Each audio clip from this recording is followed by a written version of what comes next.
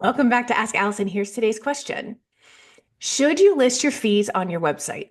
Short and sweet. Before we delve in, I want to thank TherapyNotes for sponsoring Ask Allison. I've talked about them for years. You probably know their features by heart too, but here's what really sets them apart. First, they genuinely care about your experience. It's not just about troubleshooting. They actively implement user-suggested features like therapy search, secure messaging. They have the option for AI notes, super smooth, super bill process. Everybody at TherapyNotes really believes in the product and they want you to love it too. Plus, they're independently owned, which means no venture capital, no pressure to prioritize their investors over their customers. And that independence allows them to keep their prices fair, to focus on innovation, and to prioritize customer experience. With over 100,000 therapists already on board, they've proven you don't have to compromise success for quality. If you're ready to see for yourself, go to therapynotes.com and you can try it for 2 months for free with the coupon code ABUNDANT. So this topic actually brings out some opinions in our field, and I'm going to give you the rationale for both and include my opinion. So let's start with the anti-fee posting side. Some people in this field will argue against posting your fees on the website. So here's like a real-time example, or not real time, it was in my past, but a real life example. A while ago, I went to a retreat that was hosted by my business coach at the time. I knew the retreat was going to be pricey. I also knew there was probably going to be a pitch for their year-long coaching program in it. But what I didn't know is how much it would cost. I had no idea what the price was. And honestly, even before arriving, I had told myself, like, I'm not going to be able to afford that. I'm not going to be able to make it happen. But then something really interesting happened.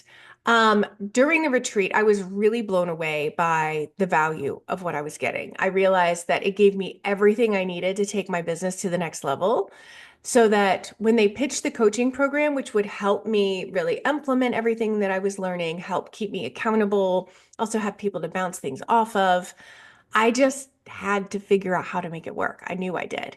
I took a deep breath. I got a couple of 0% APR credit cards, promised myself I would pay them off before the interest kicked in, which I did. And it was absolutely worth it. My business revenue doubled the next year based on what I learned. So, what's the takeaway here? The argument behind not posting your fees is that you want potential clients to first connect with you. The idea is to let them see the value in working with you rather than them just making a judgment based on the price. People who hold this view believe that once clients see the fee, they might be quick to write you off before they've even had a chance to hear what you have to offer. Additionally, not posting fees might help weed out bargain shoppers who are just kind of comparing prices more so than looking for the right therapist for them. And instead, you get a chance to have a conversation with a potential client, let them experience your value firsthand, really assess fit, and then talk about price. But here's the catch. This approach works really well if you're someone who's great at communicating your value. And if you're comfortable with your pricing, if you've worked through your own money mindset, you're confident with what you're offering, then this could be a good fit for you. But even with all that, there is a downside to this approach. What if the potential client can't afford your services? That's where this issue can come up. If you're not transparent about your fees up front, you could waste a lot of time in consultations with clients who are simply not in a position to pay, even if they wanted to. And those conversations aren't fun for anybody involved, right? It can feel really awkward for the client to have to say, I can't afford that, and for you to navigate that uncomfortable space. Because we're definitely not here to convince somebody to make it work, right? All right, let's dive into this pro fee posting side of things. This is the camp I personally fall into, and I'll tell you why. Years ago, my family hired a sleep consultant to help us with our then 3-year-old whose sleep completely fell off the rails when her sister was born. So we were up at least 10 times a night between the two kids. There was no sleep happening for anybody. I was so relieved that her fees were posted on her website. I had no clue what a sleep consultant might charge.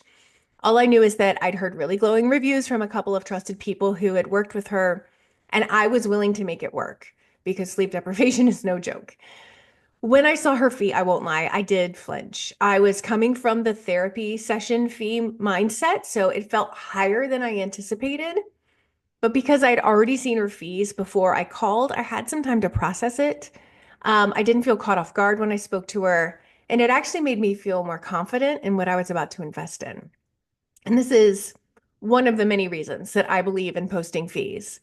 When our clients can see our fees up front, they have some time to think about it. They don't have to feel that awkward pressure of asking you about pricing during the consultation. If your fees are posted clearly on your site, they can decide in advance if they're ready to make that investment. Let's also consider something really important. Some clients can afford your services, but they're not willing to prioritize them.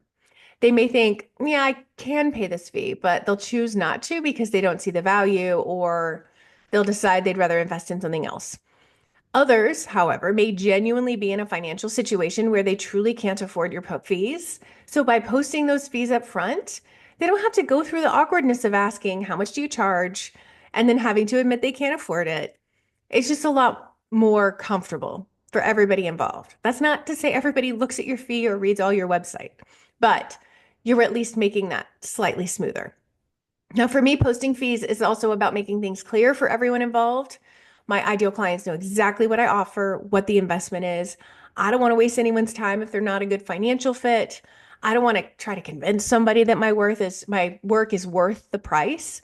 I'm really confident in what I provide, and I know the people who are meant to work with me will recognize that value. I know some of you may still be on the fence. That's okay. Ultimately, the decision comes down to what works best for you and your business. For me, having that transparency helps to streamline the entire process. Um, some people won't even call a therapist if their fees are not on their website because they imagine it to be even higher than it may be. So I actually have it set up where clients cannot email us from our website contact form, or potential clients, until they've checked a box acknowledging that they know our fees. And that way it's less stressful. It allows us to focus on the clients who are already working with us. So I'd love to hear your thoughts on this. If you want to comment in the comment section, if you're on social. If you want to dive deeper into how to structure your practice and attract your ideal clients, DM me the word sheets, and I'll send you this week's free worksheet, setting your fees. Plus, I'll give you access to all the previous free worksheets in this series so you can start taking action today. Thank you so much for tuning in to Ask Allison.